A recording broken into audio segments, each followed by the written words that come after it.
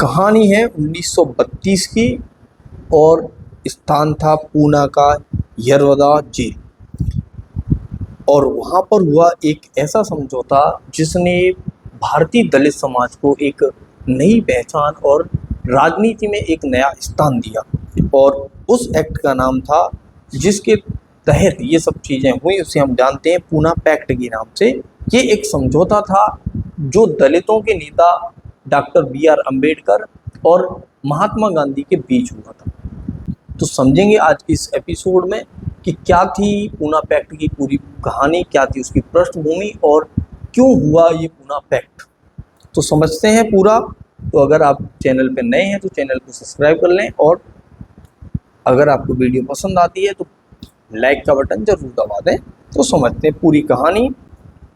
आज का दिन है 24 सितंबर, और 24 सितंबर 1932 को ही ये घटना हुई थी। इसीलिए आज हम अपने इस दिवस सीरीज के अंदर इसके बारे में जानने वाले हैं कि क्या हुआ था पूना पैक्ट में। समय था 24 सितंबर 1932 का, स्थान था पूना और यरवदा जेल, वहाँ पे ये सब चीज़ें हुई थी। और इसमें प्रतिभागी रहे महात्मा गांधी, डॉक्टर भीमराव अंबेडकर जी, राजेंद्र प्रसाद जी, मदन मोहन मालवीय जी, सुभाष चंद्र बोस और जवाहरलाल नेहरू। तो समझते हैं पूरा पैक्ट की पृष्ठभूमि के बारे में कि 1930 के दशक में भारत की स्वतंत्रता की मांग जोर पकड़ रही थी, और इस दौरान सामाजिक सुधार भी एक अहम मुद्दा बना हुआ था। तो भारतीय समाज में जाति आधारित भेदभाव अपने चरम पर था और दलितों को राजनीतिक और सामाजिक अधिकारों से वंचित रखा गया था। ब्रिटिश सरकार ने इस सामाजिक असमानता का समाधान खोजने के लिए 1932 में सांप्रदायिक पंचायत यानी कम्युनल अवार्ड की घोषणा की। इस कम्युनल अवार्ड के तहत एक ऐसी चीज निकाली गई कि हर वर्ग का नेता, हर जाति और हर धर्म का नेता अपने ही धर्म से अपना कोई प्रतिनिधि चुन सकता है। इसका उद्देश्य भारत में विभिन्न धार्मिक और सामाजिक वर्गों को उनके राजनीतिक अधिकार देने के लिए अलग अलग निर्वाचन मंडल की व्यवस्था करना था। यानी कि उस समय पे ये डिसाइड किया गया कि दलितों का अपना एक अलग सेपरेट इलेक्टोरेट्स होगा यानी निर्वाचन मंडल होगा, और बाकी अन्य जातियों का अलग निर्वाचन मंडल होगा। इसमें दलित वर्ग को भी अलग निर्वाचन क्षेत्र देने का प्रस्ताव था, जिसमें दलित समुदाय के ही अपने प्रतिनिधियों को चुनते। यानी कि जैसे कि अभी चुनाव होता है तो आपने देखा होगा कि सभी वर्ग के लोग मिलकर अपने अपने निर्वाचन क्षेत्रों से अपने अपने प्रतिनिधि चुनते हैं।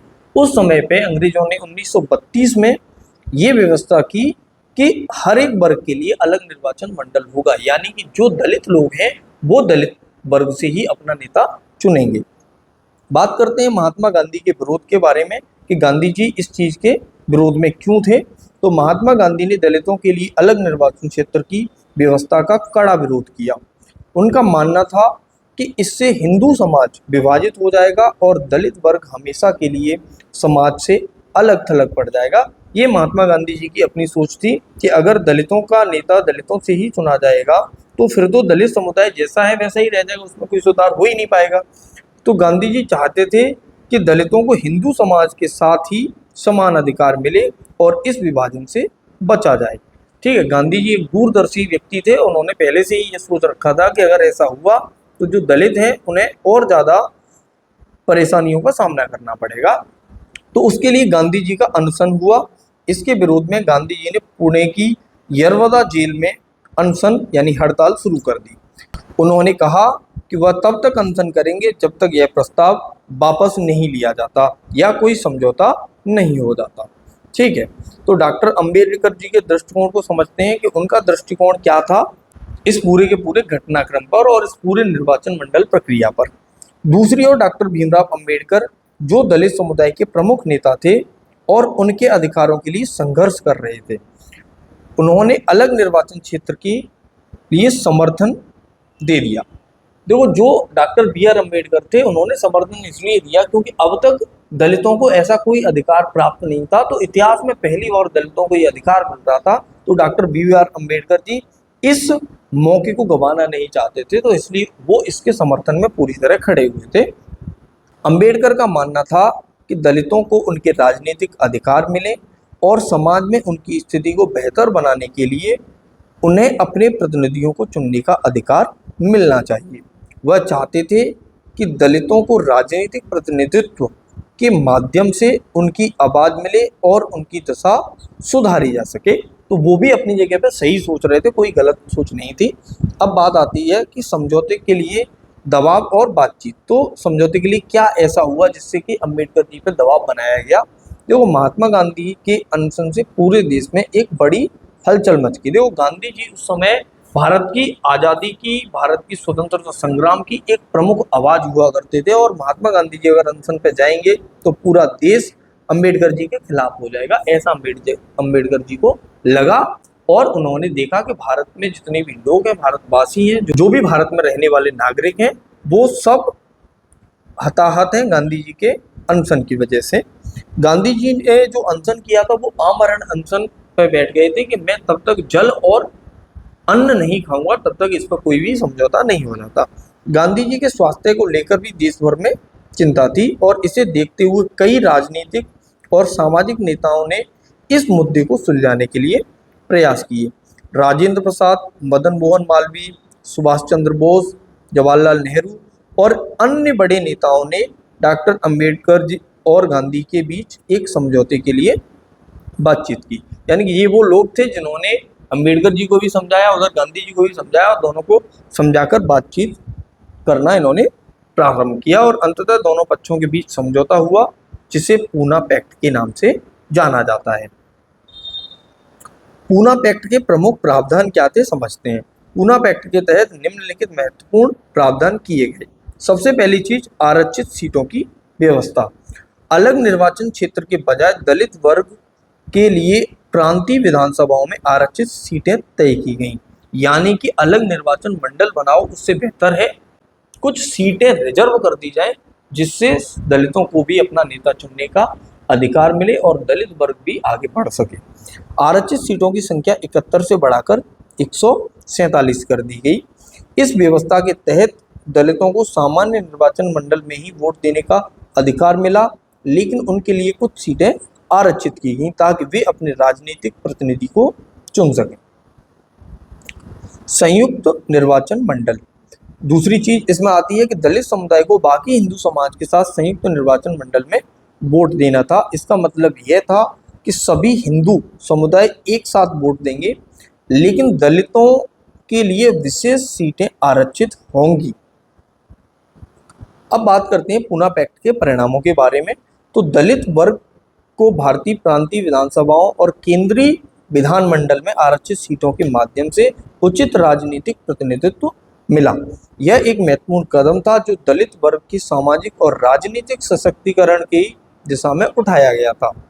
गांधी जी की यह चिंता कि अलग निर्वाचन क्षेत्र से हिंदू समाज विभाजित हो जाएगा को पूना पैक्ट ने खत्म कर दिया। उसके बाद गांधी जी को ये चिंता नहीं रही, क्योंकि उन्होंने एक ही निर्वाचन मंडल तय कर लिया था। दलितों को हिंदू समाज के भीतर ही राजनीतिक प्रतिनिधित्व मिला, जिससे समाज में एकता बनी रही। तो गांधी जी की सोच और उनके इस फैसले की वजह से आज सभी वर्ग जो हैं वो हिंदू धर्म के अंदर आ रहे हैं। तो डॉक्टर अंबेडकर की क्या भूमिका रही? हालांकि डॉक्टर अंबेडकर पूना पैक्ट से पूरी तरह संतुष्ट नहीं थे, लेकिन उन्होंने इसे एक समझौते के रूप में स्वीकार किया। उन्होंने कहा कि यह पैक्ट दलितों के लिए एक शुरुआती बिंदु है और भविष्य में उन्हें और अधिक अधिकार मिलेंगे। डॉक्टर अंबेडकर का आरंभिक रुख और गांधी जी का अनशन क्या रहा, क्या बातचीतें हुई, उसको समझते हैं। अंबेडकर शुरू से अलग निर्वाचन क्षेत्र के पक्ष में थे, लेकिन उन्होंने गांधी जी के अनशन और देश में व्याप्त स्थिति को देखते हुए समझौता स्वीकार किया। बाद में उन्होंने इस समझौते की आलोचना भी की, क्योंकि उनका मानना था कि इससे दलितों को स्वतंत्र राजनीतिक पहचान नहीं मिल सकी। बात आती है अब आरक्षण की नींव भी उसी समय पर रखी गई। पूना पैक्ट के आधार पर स्वतंत्र भारत में अनुसूचित जातियों और जनजातियों के लिए आरक्षण की व्यवस्था की गई कि उन्हें मुख्य धारा में जोड़ने के लिए उन्हें आरक्षण दिया जाएगा। यह भारतीय संविधान में दलितों के सामाजिक और राजनीतिक अधिकारों को सुनिश्चित करने का एक महत्वपूर्ण आधार बना। आंदोलन और सशक्तिकरण। पूना पैक्ट ने दलित समुदाय को उनकी आवाज़ देने और समाज में उनके अधिकारों की रक्षा करने का एक मंच प्रदान किया। इसके बाद अंबेडकर ने दलितों के सामाजिक, राजनीतिक और आर्थिक सशक्तिकरण के लिए कई कदम उठाए, जिससे भारत में सामाजिक सुधारों की दिशा में बड़ा परिवर्तन आया। इसीलिए डॉक्टर अंबेडकर जी को दलितों का भगवान कहा जाता है, मसीहा कहा जाता है, क्योंकि उन्होंने जो कदम दलितों के लिए उठाए हैं वो अकल्पनीय है। उनकी कल्पना कर पाना भी सामान्य मनुष्य के लिए संभव नहीं है। अब बात करते हैं महत्वपूर्ण तथ्यों के बारे में। सबसे पहली चीज आती है सामाजिक सुधार का पहलू। पूना पैक्ट न केवल राजनीतिक समझौता बल्कि सामाजिक सुधार का भी एक महत्वपूर्ण हिस्सा था, जिसने भारतीय समाज में जातिगत भेदभाव को चुनौती दी। यानी कि अब हम जातियों के आधार पर लोगों को नहीं बांट सकते थे। ये एक नई पहल शुरू हुई पूना पैक्ट से। अब बात करते हैं गांधी जी का अनशन।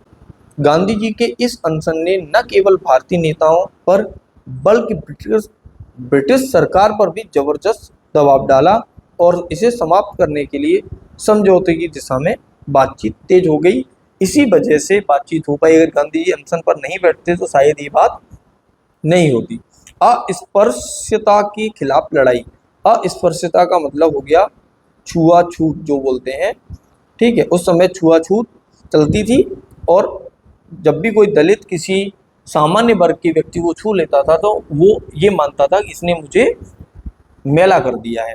तो यह समझौता छुआछूत और जातिगत भेदभाव के खिलाफ गांधी जी और अंबेडकर के संघर्षों का एक महत्वपूर्ण पड़ाव बना, जो आगे चलकर भारतीय संविधान में प्रतिबिंबित हुआ। बात करते हैं निष्कर्षों की। क्या निष्कर्ष रहे पूना पैक्ट के? तो पूना पैक्ट भारतीय इतिहास में दलितों के अधिकारों और जातिगत भेदभाव को समाप्त करने के संघर्ष में एक अहम कदम था। यह समझौता न केवल दलितों के लिए राजनीतिक प्रतिनिधित्व सुनिश्चित करने में सहायक रहा, बल्कि भारत की आज़ादी के बाद अनुसूचित जातियों और जनजातियों के लिए आरक्षण नीति की नींव भी बना। इसी पूना पैक्ट के आधार पर बाद में ये डिसाइड हुआ कि दलितों को मुख्य धारा में जोड़ने के लिए आरक्षण की व्यवस्था करनी चाहिए। तो ये था हमारा आज का पूना पैक्ट की डिटेल जानकारी। अगर आपको ये वीडियो पसंद आई है, हमारे द्वारा दी गई जानकारी आपके लिए महत्वपूर्ण है, तो वीडियो को लाइक जरूर करें और ज़्यादा से ज़्यादा इसे शेयर करें।